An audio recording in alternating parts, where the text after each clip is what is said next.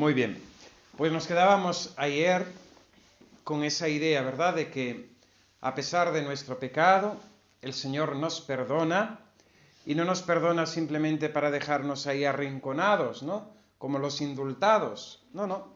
El Señor quiere hacer de nosotros una obra de su misericordia. Quiere llegar a hacernos grandes santos. El Señor no se desanima con nosotros, no se desilusiona, a pesar de nuestras fragilidades, de nuestras torpezas, de nuestras caídas. Cada vez que nos perdona, cada vez que el sacerdote pronuncia sobre nosotros esa palabra de absolución, en nombre del Padre, del Hijo, yo te absuelvo, se nos perdonan los pecados, pero nuevamente Dios, como si fuera un día nuevo, como si fuera una nueva creación, nos impulsa nuevamente hacia la santidad. Y en esa expectativa, ¿no?, y en ese asombro, y en esa disposición, hemos de vivir nosotros, a pesar de nuestras caídas, a pesar de nuestras torpezas, ¿no? Alguna vez alguna persona viene a confesarse y dice: Padre, es que siempre traigo lo mismo. Y yo, pues mire, bendito sea Dios que no trae pecados nuevos, pero si quiere traer los nuevos, ¡hala!, vaya al mundo y peque, y después viene. Padre, ¿cómo me dice esto? Bendito sea Dios que por lo menos traemos los mismos y no cambiamos, ¿no? Y no cambiamos. Bueno, vamos a considerar hoy el misterio de la vocación. Y para ello nos vamos a servir del texto de San Mateo sobre la elección de los primeros apóstoles. Mateo capítulo 4. Paseando junto al mar de Galilea, Jesús vio a dos hermanos, a Simón llamado Pedro y a Andrés, que estaban echando la red en el mar, pues eran pescadores. Les dijo: venid en pos de mí, y os haré pescadores de hombres. Inmediatamente dejaron las redes y lo siguieron. Pasando adelante, vio a otros dos hermanos, a Santiago, hijo de Zebedeo, y a Juan, su hermano, que estaban en la barca repasando las redes con Zebedeo, su padre, y los llamó. Inmediatamente dejaron la barca y a su padre y los siguieron. Jesús recorría toda Galilea enseñando en sus sinagogas, proclamando el evangelio del reino y curando toda enfermedad y toda dolencia en el pueblo. Siempre que leo este evangelio, me pregunto, me imagino, ¿qué tenía el Señor? ¿Qué tenía el Señor para que aquellos hombres rudos, hombres marineros de mar, gente ya crecida, con sus propias vidas, con su futuro, con su empresita de barcos, de pesca, ante la presencia del Señor y esas palabras: venid en pos de mí y os haré pescadores de hombres, aquellos hombres, dejándolo todo, le siguieran? Imaginaos, no sé, hay obreros por ahí, siempre Toledo está en obras, por todas partes. Como una sociedad muy vieja, pues siempre están arreglándola, ¿no? Y pasa uno por allí y le dice: venid y os haré constructores del reino. Si yo lo hago, se reirán de mí. Dice: vete por ahí, ¿no?, a contar cuentos a otro lado, ¿no? ¿Cuál era la majestad del Señor? La atracción de su mirada, de su presencia, de su voz. Esas palabras que penetraron no solamente en los oídos, sino en lo más íntimo del corazón de aquellos apóstoles, que dejándolo todo, les siguieron. Y esto se ha repetido una y otra vez a lo largo de 2000 años de historia de la Iglesia, en cada vocación, en cada cristiano, en cada consagrado, en cada religioso, en cada sacerdote, el misterio de la elección divina. Ven y sígueme, venid en pos de mí y os haré pescadores de hombres. ¿Quién es este Jesús?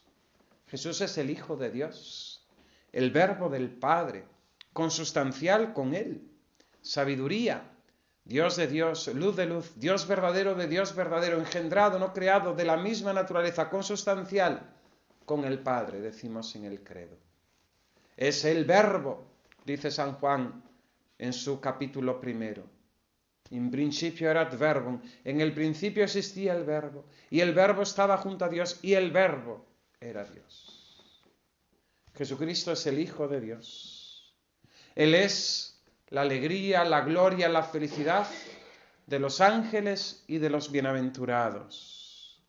Jesucristo es nada menos que el Rey vencedor, vencedor de Satanás, de la muerte y del pecado.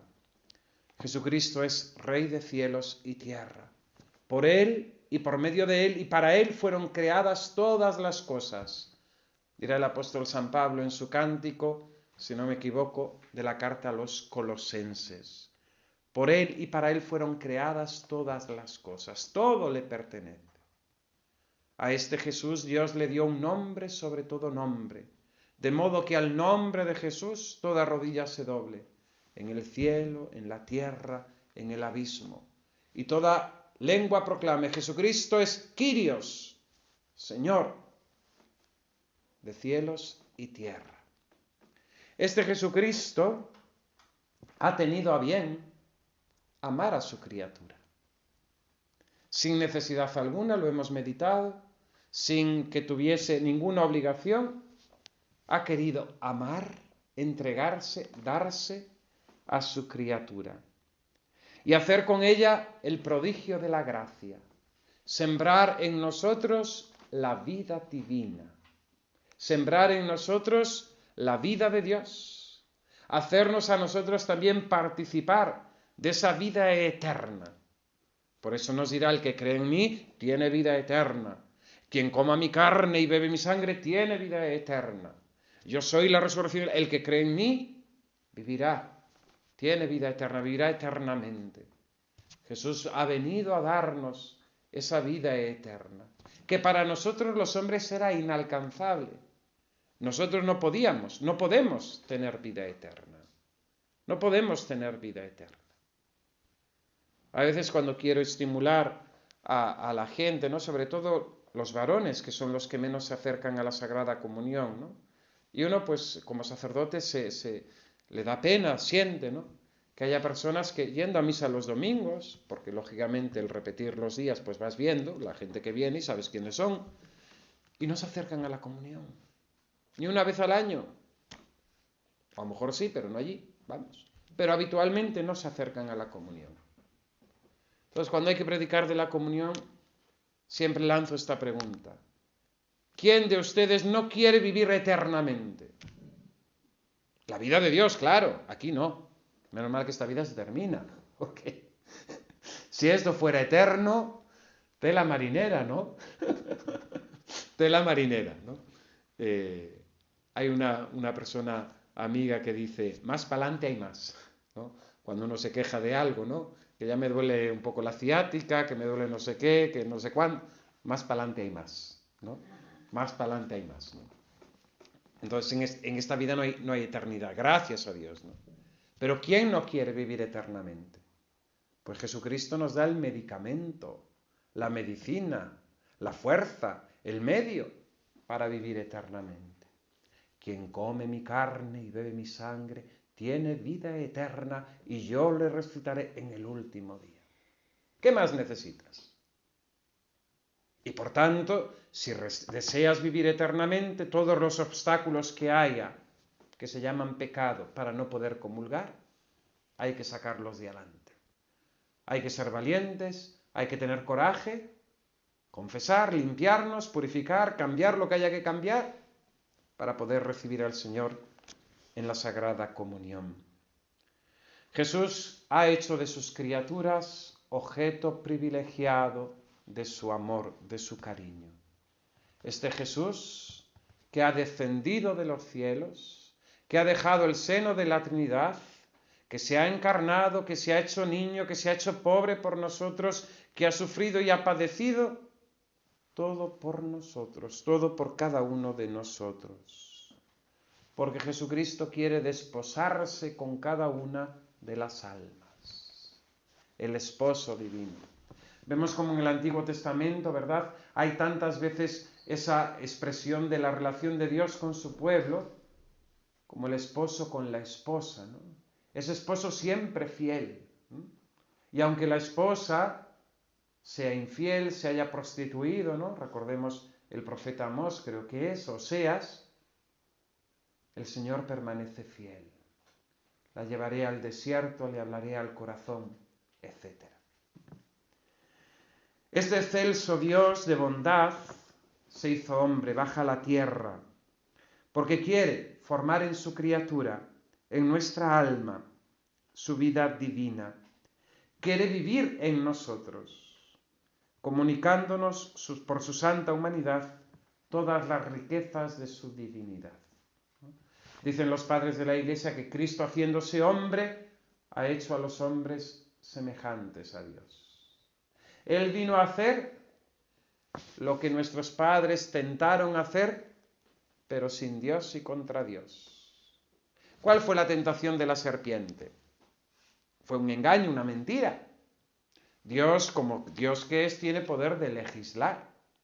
Le había dado toda la creación al hombre y le había dicho: todo es tuyo, todo es para ti, pero del árbol de la ciencia del bien y del mal no comas, porque si comes, morirás.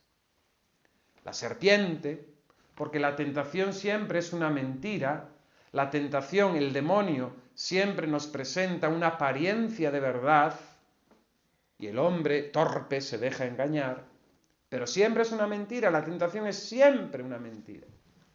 Le dice: no, Dios os ha prohibido, porque si coméis, seréis como dioses. Y ahí Eva se dejó engañar. Su ambición la cegó y no recordó que realmente lo que Dios le había dicho es que aquel fruto sería objeto de muerte. Si coméis, moriréis. La serpiente le dijo: seréis como Dios. Probaron del fruto, experimentaron la muerte, como el pecado. Pecamos, muerte sobrenatural. Jesucristo nuestro Señor vino a cumplir esa falsedad de Satanás, pero en verdad, en ser como dioses, con Dios y en Dios. Eva quiso ser Dios sin Dios y en contra de Dios. Jesucristo nuestro Señor ha venido a enseñarnos a vivir, ha venido a darnos la vida sobrenatural, la vida divina, a ser como dioses, pero con Dios y como Dios. ¿Quién es esta criatura en la que Dios nuestro Señor ha puesto su mirada? ¿Quién es esta criatura a la que el Señor ama? ¿Quién es este a quien Jesús convoca a su reino? ¿Quién es este a quien Jesús privilegia con su amor? ¿Quién es este a quien Jesús quiere desposar? Pues nada más y nada menos que somos cada uno de nosotros. José Manuel, María Jesús, Isabel, cada una de las que están aquí. Cada alma es objeto de la predilección del Señor. Y cada uno de nosotros hemos sido elegidos, pensados, amados, deseados, queridos por este Jesucristo que quiere ser esposo de nuestras almas. Para ustedes religiosas es más fácil, ¿verdad?, hablar de Jesús como esposo. A los varones nos cuesta un poco más, ¿no? Pero en realidad es así. Jesús viene a desposarse con nosotros, con nuestra alma, con nuestra alma. ¿Y qué nos dice Jesús? Como aquellos apóstoles: venid en pos de mí. Jesús nos dice: venid a mí, criatura mía privilegiada. Yo soy tu creador que te amé. Soy tu último fin. Quiero darte el cielo. Jesús nos dice: venid a mí, ven a mí, alma mía, que yo soy tu Salvador. Vengo a librarte del pecado, de la esclavitud del pecado, de la tiranía del demonio, de la condenación a muerte, de una eternidad desgraciada que tus pecados han merecido. Jesús nos dice a nosotros, como el esposo del Cantar de los Cantares a su amada: ven a mí, amiga, hermana, esposa de mi corazón. Quiero reinar en ti. Quiero hacerte reinar conmigo. Quiero darte en herencia todos mis bienes, mi divina ciencia, mi santidad, mi gloria, mi divinidad. quiero darte en herencia todos mis bienes. Pídeme lo que quieras, que te lo daré. Recordamos, ¿verdad?, cuando se presenta la reina Esther ante el rey por el caso de ese genocidio que iban a hacer del pueblo judío, ¿no? Y el rey le insiste por varias veces: ¿qué es lo que deseas? Pídeme lo que quieras, aunque sea la mitad de mi reino. Lo mismo que Herodes, ¿verdad?, con la hija de Herodías, cuando después de la danza, aquel hombre superficial le dice: pídeme lo que quieras, aunque sea la mitad de mi reino. Y se pidió la cabeza de Juan Bautista. Jesús nos ofrece todo Él, todos sus bienes, su misma persona. Para ti he creado el mundo, para ti he creado los cielos con su magnificencia. Por ti he decretado toda la eternidad unirme con la naturaleza humana por medio de la encarnación. Por ti he subido al Calvario, para ti he fundado la Iglesia, con objeto de que por ella, como tierna y siempre viva madre, puedas venir hasta mí. He ahí mis dones, ¿no? El Señor lo ha hecho todo por nosotros. Y ahora queda la respuesta. ¿Qué le daremos nosotros al Señor? ¿Qué le daremos en recompensa? Y nos dice Jesús: yo soy un Dios celoso. Y por tanto, has de escuchar, ponderar las condiciones de este contrato que quiero hacer entre ambos, pues son las de un esposo soberano, ¿no? El Señor quiere hacer alianza con nosotros. Cuando leemos el Antiguo Testamento, vemos que todo se establece en esa alianza que Dios forma con su pueblo. Yo seré vuestro Dios y vosotros seréis mi pueblo. Si obedecéis y guardáis estos mandamientos, yo seré vuestro Dios y vosotros seréis mi pueblo. Todo el Antiguo Testamento gira en torno a este contrato, a este pacto divino con su pueblo Israel, contando siempre con la fidelidad por parte de Dios, que cumple siempre las condiciones de su contrato, contando también con la tristeza de que el pueblo de Israel tantas veces no es fiel a esa promesa que hizo al Señor, ¿no? Ahora me pierdo. No sé si es cuando con Josué entran en la tierra prometida o si es a la vuelta del destierro, ¿no? Cuando dicen: nosotros, yo y mi casa serviremos al Señor, ¿no? Y todo el pueblo exclamó: nosotros también serviremos al Señor. En la entrada de la tierra prometida, ¿no? Josué dice: yo y mi casa serviremos al Señor, y mis hijos. Y todo el pueblo, siguiendo el ejemplo de Josué, nosotros serviremos al Señor, ¿no? Fijaos que nuestra respuesta siempre ha de ser pronta, ¿no? Pronta. Hay de esas vocaciones que siempre están discerniéndose. Hay de esas vocaciones que nunca están seguras de si es su vocación o no es su vocación, que llegan casi al ataúd de la muerte y todavía no han determinado si sí o si no. Sí y para adelante, sí y para siempre, sí y sin dudar, cueste lo que cueste, cueste lo que cueste. Ahora todo el mundo está en pleno discernimiento, en continuo discernimiento. Están discerniendo, no sé qué disciernen. O sí o no, ¿no? O sí o no. Nuestra respuesta ha de ser pronta, ¿no? Los apóstoles oyeron la voz de Jesucristo, dejaron las redes y lo siguieron. Y el Señor reprocha, ¿no?, a aquellos que dicen: déjame ir a enterrar a mi madre, mira que no sé cuánto, que me lo tengo que pensar. Es que voy a acabar la carrera, es que no sé qué tengo de... Pronta ha de ser siempre nuestra respuesta. Humilde, no confiada en nuestras fuerzas, sino en la llamada del Señor, en aquel que nos ha elegido, Ha de ser una respuesta valiente. Seguramente algunos de ustedes, cuando llegaron a casa, después de un retiro, de unos ejercicios, de un momento de oración, donde recibieron esa certeza de la vocación, cuando tuvieron que comunicárselo a sus padres, algunos de ellos se alegrarían. Bendito sea Dios. Mi hija al convento, dama catequista, Otros seguramente que fue difícil, que no lo aceptaron, que no querían perder a su hija. Pero, en ese sentido, la respuesta al Señor ha de ser siempre valiente, no cobarde, no cobarde, confiada. Humildad y confianza normalmente siempre van unidas, ¿no? Confiada en aquel poder de Jesucristo, que nos da la gracia, que nos sostiene, que nos asegura, ¿no?, en el camino emprendido. Sincera, servir al Señor, darnos a Él, amarle sobre todas las cosas.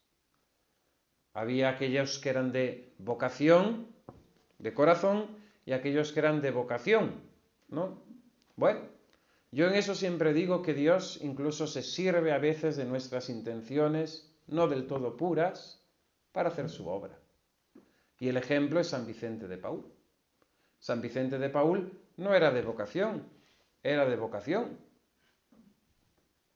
Entró al seminario porque en aquel momento era una situación de mucha pobreza, su familia pues era muy pobre, había que salir de algún modo hacia adelante, escogió el estado clerical como una forma de hacer una carrera, de tener una posición, de tener unos medios.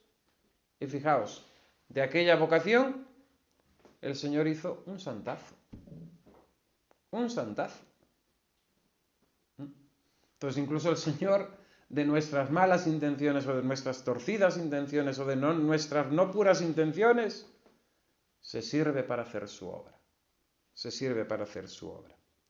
Ha de ser siempre positiva en el sentido de resuelta, ¿no?, a poner en práctica lo que el Señor nos pide. Y eficaz, y eficaz. Un esposo comunica siempre a su esposa sus bienes, ¿no?, su nombre. Señora de tal, se decía antes.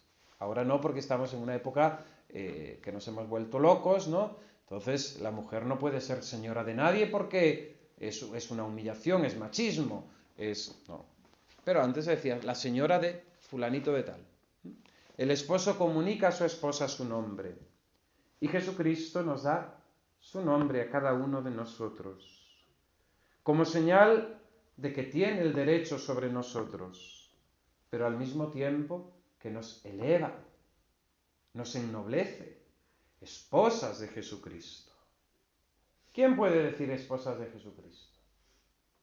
¿Quién soy yo? Fulanita, esposa de Jesucristo. Esposa de Jesucristo. Ni más ni menos. Otro bautizado puede decir, soy hijo de Dios. Pero ustedes religiosas pueden decir, yo soy esposa de Jesucristo. Y el Señor nos dice que todos los bienes del matrimonio son comunes. Las alegrías y las penas. Las fortunas y desfortunios, ¿no? Infortunios, perdón. Jesús nos da lo suyo. Nosotros tenemos que darle lo nuestro, ¿no? ¿Cómo se llamaba aquello que tenían que entregar cuando se entraba en el convento, en el monasterio? La dote, ¿no? O cuando se casaban, vamos. La parte que se entregaba, ¿no?, para entrar en el matrimonio o en el convento, ¿no?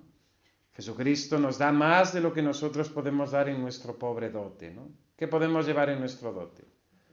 Unas pocas ropas para las camas, una poca vajilla, unos ahorritos.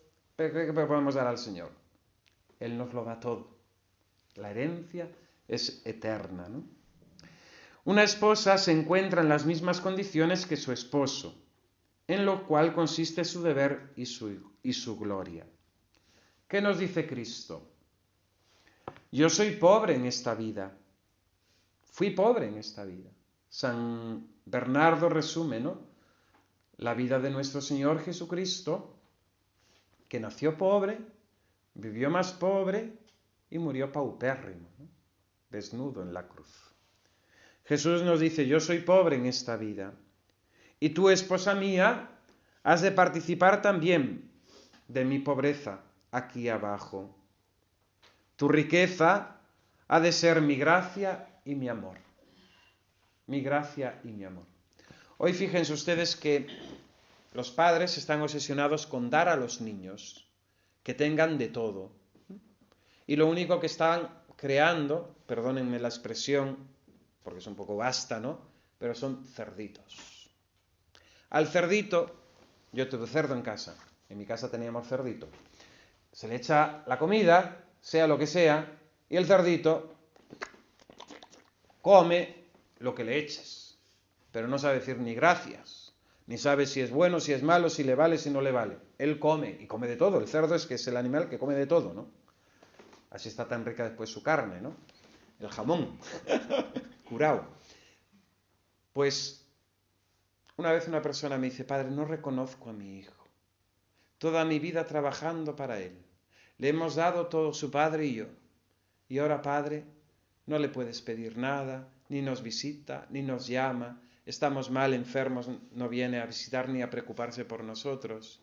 Y le hemos dado todo, padre, no le ha faltado de nada. Yo no le pude decir esto, lógicamente, ¿no? Pero es que lo que usted ha criado no ha sido un hijo, ha sido un cerdito. Entonces, cuando su hijo, usted ya no le satisfacía sus necesidades y ya se las satisface él por sí mismo, pues ya no necesita de usted, porque no se ha dado lo fundamental. ¿Qué es lo que quieren los hijos? Que sus padres tengan la mejor casa, el mejor salón, que les lleven de vacaciones, que puedan ir a todas las actividades, que tengan las mejores ropas. No. Los hijos, los que necesitan de sus padres es su amor y su compañía. Y su compañía. Me decía el otro día una madre que está preparando oposiciones, y claro, le crea mucha tensión porque lógicamente las oposiciones son una lotería que compras el boleto, pero no sabes si te va a tocar, ¿no? Y requiere mucho esfuerzo, mucha dedicación, mucha atención, mucha, vamos a decir, mortificación, sacrificio, ¿no? Porque te tienes que privar de muchas cosas y tal, ¿no? Y su hija pequeña de 7 años le dijo, mamá, yo quiero que estés conmigo, ¿no? Me decía esta madre, ¿no? Yo pensaba que, bueno, al estar yo estudiando y ella allí a mi lado, haciendo sus cositas, sus tareas, ella ya estaba contenta. Pero la niña lo que yo quería no era simplemente que yo estuviera allí físicamente, sino que yo estuviera con ella, que me detuviese, que hablase, que jugase aunque fuesen 5 minutos, no simplemente el estar físicamente, ¿no? ¿Qué es lo que realmente hace un matrimonio? La riqueza, ¿no? El bienestar tampoco. Normalmente es lo contrario. Cuando hay pruebas, dificultades, pobrezas, esos matrimonios suelen ser más felices, estar más unidos y tener menos problemática. Menos problemática, porque la mayor parte de los problemas es, como dice mi padre, por el vicio. Por el vicio, ¿no? El tener mucho crea vicio. Entonces, pues eso, hacemos problemas donde no los hay, ¿no?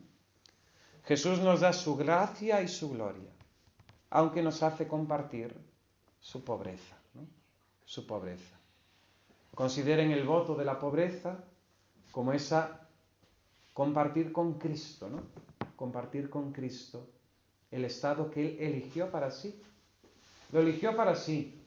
Lo eligió para María Santísima, para el bienaventurado San José, para sus apóstoles, para sus esposas, que son ustedes, ¿no?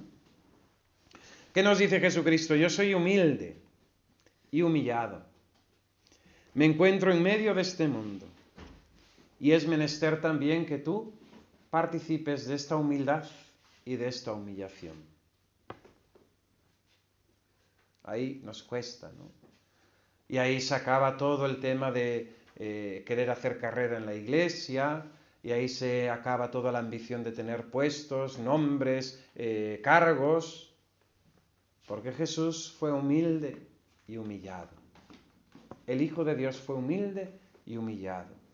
Y a sus esposas las llama también por este camino de humildad y de humillación. Nos dice Jesús, yo he sido objeto de desprecios y de persecuciones en este mundo. También tú lo has de ser, tú también lo habrás de ser. Participar de este desposorio con Cristo nos invita también a este desprecio, a esta persecución tantas veces, ¿no? Que se padece de diferentes formas, a veces es externa, a veces es interna, dentro de la misma comunidad, a veces son la gente de fuera, otras veces pues el Señor nos prueba por medio de los superiores, pero todo esto es herencia del esposo. ¿Cómo despreciarlo? ¿Cómo despreciarlo? Jesús nos dice, yo sufro, y es preciso que tú también seas crucificada conmigo, y lleves los estigmas de las divinas llagas. Cruz continua fue mi vida, y por la cruz vivo, y reino en el alma que quiera pertenecerme. La pongo a prueba antes de darle muestras de mi amor. Parece como si le abandonara y dejara en sus miserias y a merced de todos los demonios del infierno, antes de darle la recompensa y la victoria. Hasta en el seno de mis gracias las humillo, las crucifico tanto más cuanto más las amo, ¿no? Ay, Señor, dice Santa Teresa, ¿no? No me extraña que tengas tan pocos amigos, viendo cómo los tratas, ¿no? Pero Jesús quiere regalarnos lo que Él ama, y Él ama la cruz. Una meditación muy hermosa, ¿no?, sobre la infancia de Jesús. ¿A qué jugaba Jesús en el taller? Jugaba a hacer cruces. ¿Para regalárselas a quién? A sus amigos, a sus esposas, ¿no? He aquí las condiciones que Jesús nos pone. Pero nosotros no hemos de temer la prueba, porque Jesús será nuestro sostén. No hemos de asustarnos en los sacrificios, porque estos serán un día nuestra gloria y nuestra dicha, ¿no? Hemos de ponderar el peso inmenso de la gloria de Cristo. Hemos de mirar la largura de la eternidad. Hemos de comprender el misterio del amor, el precio de la alianza, y así nosotros hemos de discernir. Y hemos de decir con el salmista, el Señor es mi lote y mi heredad. Me encanta mi heredad. Me ha tocado un lote hermoso. Me encanta mi heredad. Oh Dios mío, Dios único de mi corazón, gracias eternas os sean dadas por haberme escogido y llamado a vos. Acepto sin condición alguna este divino contrato. Os seguiré a donde quiera que vaya, y solo vos reinaréis en mi corazón y en mi vida. Nos invita San Pedro Julián Aymar, en esta primera parte de la meditación, a renovar el voto de castidad, ¿no?, de esa entrega de toda nuestra vida afectiva a Jesucristo, solo para Él. Esto que nos ha enseñado San Pedro Julián Aymar nos recuerda, ¿no?, la meditación ignaciana de sus ejercicios acerca de las dos banderas. ¿Qué es lo que nos ofrece la bandera de Cristo? ¿Qué es lo que nos ofrece la bandera del maligno, ¿no? Hay solamente dos banderas, la bandera de Jesucristo y la bandera de Satanás. Así, no hay campo intermedio, no hay barrera como en la plaza de toros, donde podamos mantenernos a salvos. Aquí o Cristo o contra Cristo. Y si estamos contra Cristo, ya sabemos con quién estamos. Si no está el reino de Cristo, ya sabemos cuál es el otro reino, el de las tinieblas. No hay más. No hay más. Ah, es que es muy bueno. Sí, pero es o Cristo o contra Cristo, ¿no? Satanás busca bajo su bandera seguidores. Él está sentado en una cátedra de fuego y de humo. ¿Qué es lo que ofrece Satanás? Ofrece placeres, ofrece honores, ofrece riquezas, ofrece disfrutes. Y tantos como aquella Eva del paraíso, fascinados, cegados, le siguen a ciegas, ¿no? Y no saben que el camino de Satanás, luchar bajo su bandera, es un camino que termina en la derrota, en la muerte eterna, ¿no? En cambio, Jesucristo tiene otra bandera, otra bandera que es su cruz, para salvar al hombre. El trono de Cristo es su misma cruz, un trono humilde, pero glorioso.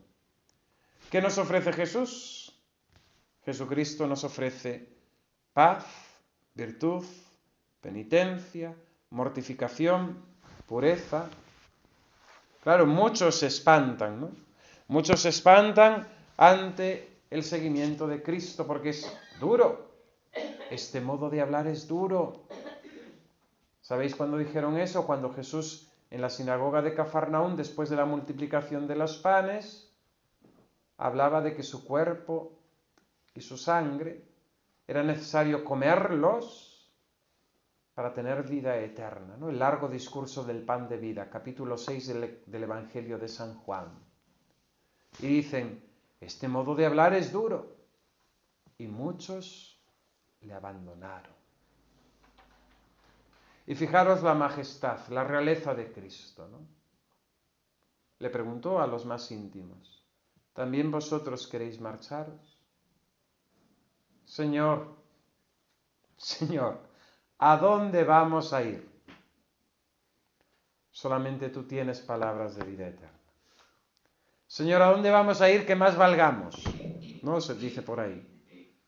Solamente tú puedes darnos vida, hacernos santos y llevarnos al cielo. Muchos se espantan ante la bandera de Cristo y se echan atrás. No quieren seguirle. Aquellos que le siguen tienen promesa de vida eterna, premio de salvación. Y recordamos al mismo tiempo la explicación acerca de la humildad, ¿no? De San Ignacio. Los grados de humildad. Primer grado de humildad es obedecer a Jesucristo y amarle y por tanto evitar a toda costa el pecado mortal. Por eso es necesario conocer las consecuencias de ese pecado mortal para crear en nosotros horror al pecado. Horror al pecado. Hoy hemos camuflado todo. Hoy hemos descafeinado todo. Hoy hemos adulterado todo. Ya no se predica de estas cosas. Se predican de la ecología y de otras cosas por ahí. Pero del pecado no vayamos a espantar a la gente. Pues el pecado tiene unas consecuencias desastrosas, ¿no? La desgracia. La única cosa en este mundo que merece la palabra desgracia, ¿no? Porque perdemos la gracia de Dios. Entonces, horror al pecado. Y comulgamos con carros y carretas, se dice, ¿no? Comulgamos con carros y carretas. Horror al pecado. Las mentes están entenebrecidas, están entorpecidas. Y yo creo que entiendo que es una acción del maligno. Una acción del maligno en las mentes. Pongo siempre el ejemplo, ¿no? Del aborto. Es decir, cómo un asesinato cruelísimo contra el ser más inocente e indefenso que es una criatura en el vientre de su madre, se pueda considerar un progreso, un adelanto, una victoria, una liberación para la mujer. ¿Cómo? ¿Cómo piensa esa cabeza? Está al revés, está estropeada, está endiablada, porque el aborto es pecado del demonio, vamos. Demonio. ¿Cómo puede haber mentes que hablen de un asesinato tan cruel, tan horrible, como un avance, un progreso, ¿no? Y ahora, esta gente que nos preside quieren hacerlo un derecho constitucional. Dios les perdone. Dios los pare y Dios los perdone. Dios les pare, Dios les perdone. Y que se arrepientan. El segundo grado de humildad, dice San Ignacio de Loyola, es el evitar el pecado venial. Ese pecado venial que no nos hace perder la gracia, pero que nos debilita en el amor, en la caridad. Ese pecado venial que es una lucha constante contra nuestros defectos, contra esas faltas, ¿no?, que cometemos, que sabemos que no están bien, pero que nos permitimos la licencia porque somos así, tan toreros. Nos permitimos la licencia de cometerlos con toda la paz del mundo. Un alma enamorada no quiere disgustar en nada a su esposo. El pecado venial entibia nuestras almas. Y la tibieza es de las enfermedades más drásticas de un alma. Porque esa tibieza lleva a creerse que uno está en un estado de santificación perfecto, aunque tenga sus faltillas, sus pecados veniales, que ya está salvado, que no hay que esforzarse. Y ya sabemos dónde termina eso, ¿no? Había una catequista que explicaba a los niños que la diferencia entre el pecado mortal y venial, ¿no? Y le decía, pero 10 pecados veniales hacen uno mortal, ¿no? No es así, sabemos que no es así. Pero en cierto modo es así. ¿Por qué? Porque la recaída continua en pecados veniales, ciertos consentimientos, ciertas licencias continuadas, van debilitando en nosotros y finalmente se comete aquello que no se quería. Pero porque antes hemos deliberadamente caído en pecado venial, ¿no? El segundo grado de humildad es evitar a toda costa el pecado venial deliberado. Después hay otras faltas que son sin ser deliberadas, es decir, sin conciencia, llevados a veces por la impetuosidad, por el temperamento, que hemos de trabajarlo, aunque sean cosas de nuestros defectos de temperamento, de lo que sea, hay que trabajarlo. Hay que trabajarlo. Yo soy así. No. Yo soy así, pero tengo que esforzarme por alcanzar la virtud. Y el tercer grado de... bueno, no olvidemos, lógicamente, el pecado venial, cuáles son sus consecuencias, ¿no? Porque no deja de ser ofensa a Dios y no deja de tener su castigo. Purgatorio. Y el purgatorio, decía Santa Teresa, aquello de prefiero pasar 1000 trabajos en esta vida, ir arrastrada hasta el fin del mundo, algo así, que pasar un solo instante en el purgatorio. Porque la purificación del purgatorio es purificación. ¿Cómo se purifica el oro? ¿Cómo se purifica la plata? Al fuego. Al fuego. Y nosotros somos más que oro y plata, porque hemos sido redimidos con algo que vale más que el oro y la plata, la sangre de Cristo. La sangre de Cristo. El tercer grado de humildad, nos dice San Ignacio, es perfectísimo. Y es a saber, cuando incluyendo la primera y la segunda, siendo igual alabanza y gloria de la Divina Majestad, por imitar y parecerme más actualmente a Cristo nuestro Señor, quiero y elijo más pobreza con Cristo pobre que riqueza, oprobios con Cristo lleno de ellos que honores, y desear más de ser estimado por vano y loco por Cristo, que primero fue tenido por tal que por sabio ni prudente en este mundo. Es por deseo de la gloria de Dios y alabanza de su divina majestad, para parecerme más a Jesucristo, mi esposo, mi Señor, mi Rey, escojo pobreza con Cristo pobre, oprobio con Cristo despreciado, ser estimado por loco y vano con Cristo, que lo fue tenido por primero, que por prudente y sabio en este mundo, ¿no? Seguir a Cristo paciente, a Cristo humillado, ¿no? El primero, lógicamente, es necesario para salvarnos, evitar el pecado mortal. El segundo grado, evitar el pecado venial, no impide la salvación, pero impide la perfección y por tanto también los grados de gloria. Otra cosa de la que hoy, tristemente, ya no se habla. Todos se van al cielo, supiguay, y ya está. Y no hay diferencia. Pero lógicamente, el grado de gloria en el cielo es distinto para cada alma, según haya correspondido a la gracia en este mundo. Y el tercero es el más sublime, ¿no? Porque nos hace más felices y más meritorio en este mundo y en la eternidad. Bien. No sé si empezar la siguiente o dejarla ya para la tarde. Yo creo que la vamos a dejar para la tarde. Vale. hermosa, sí, muy hermosa. Quizás lo que sí podíamos hablar un poquito, unos minutos, es de lectura espiritual. Aconseja hoy leer del libro segundo del Kempis, el capítulo 8 y el capítulo 9, ¿no? Y ahí habla Tomás de Kempis de Jesús, amigo íntimo, y también del aspecto de las consolaciones, ¿no? Acerca de Jesús, amigo íntimo, nos dice: cuando Jesús está presente, todo es conforme y nada parece difícil. Pero cuando Jesús no está, todo se hace muy duro. Cuando Jesús no nos habla interiormente, el consuelo es miserable.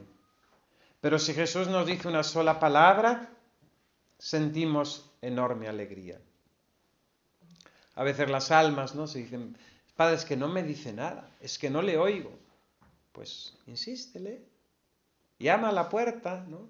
Esa estampita tan bonita, ¿no?, que se regalaban desde primera comunión, ¿no?, de un niño llamando a la puerta del sagrario, ¿no? Llamemos a la puerta del sagrario, ¿no? Llamemos al Señor, que se nos manifieste, que nos hable, que venga a consolarnos, ¿no? Con Él, sin Él, todo es difícil, todo se hace escabroso. Con Él, lo difícil y lo escabroso se hace suave, ¿no? ¿Qué puede darte el mundo entero sin Jesús? Estar sin Jesús es un infierno. Estar con Jesús es la mayor felicidad. Qué bueno es estarnos aquí, Señor, dijo el apóstol San Pedro. El que vive sin Jesús es pobrísimo, y el que vive con Jesús es riquísimo. Saber conversar con Jesús es todo un arte. Saber retener a Jesús es gran discernimiento.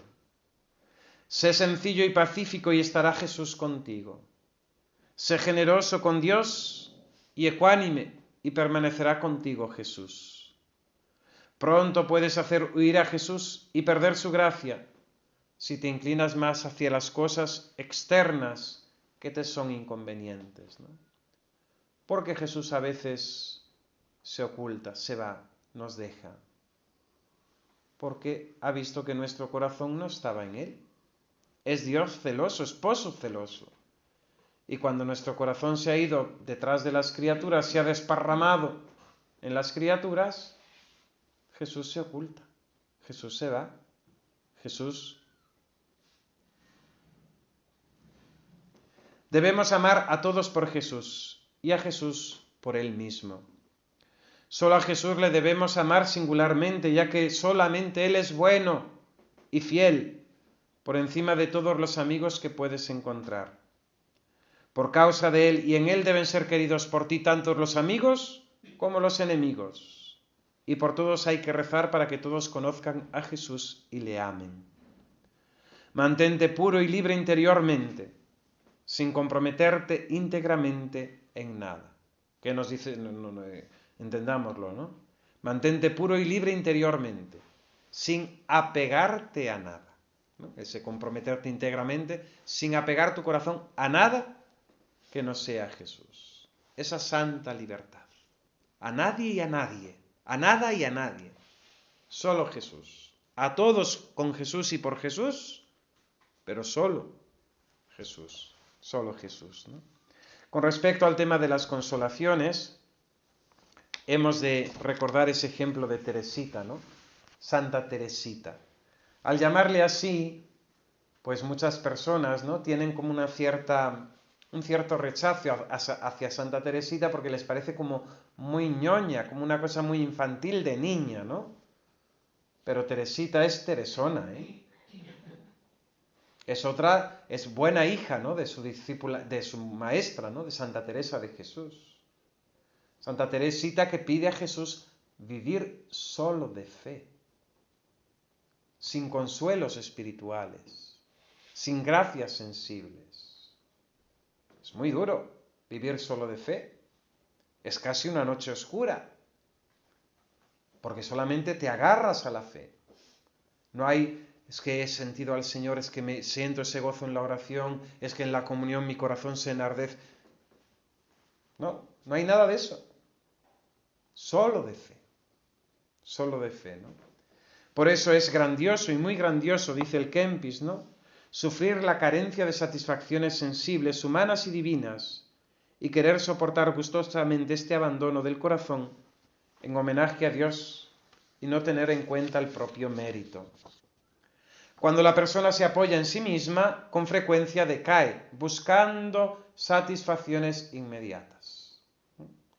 Cuando nosotros no estamos centrados en Dios por amor a Él, con pureza de intención, confiados en su misericordia, viene la frustración. Y con la frustración buscamos nuestras satisfacciones, nuestras complacencias, nuestras compensaciones. Y dentro del abanico de las compensaciones hay alguna cosa que puede ser buena,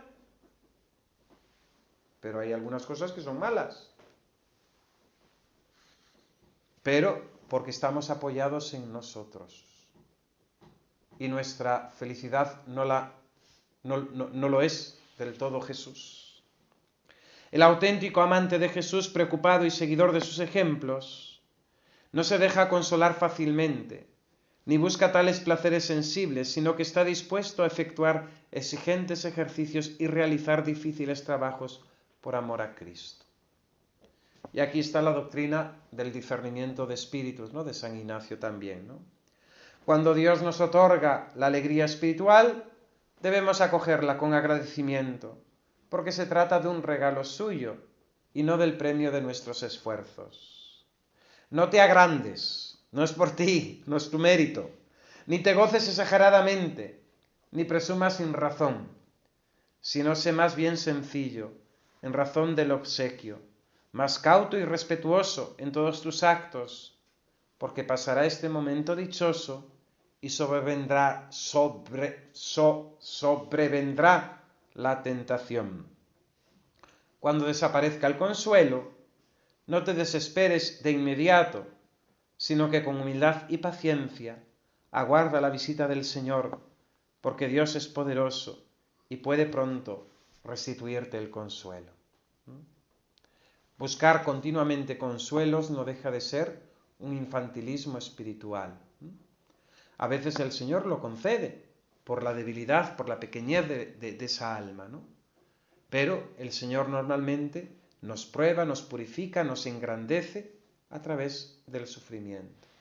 Carta a los Hebreos, el Señor prueba a sus hijos a través del sufrimiento.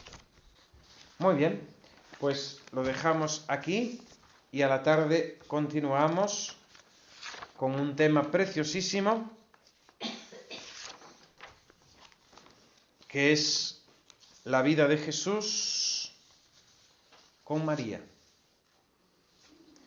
Y si está la Virgen, todo es hermoso, todo es bonito. Así que vamos disponiendo, meditamos estas cositas ahora por la mañana y por la tarde continuamos. Agimus tibi, te damos gracias, Señor, por todos los beneficios recibidos de tu mano generosa, por Jesucristo nuestro Señor. Amén. Gloria al Padre, y al Hijo, y al Espíritu Santo.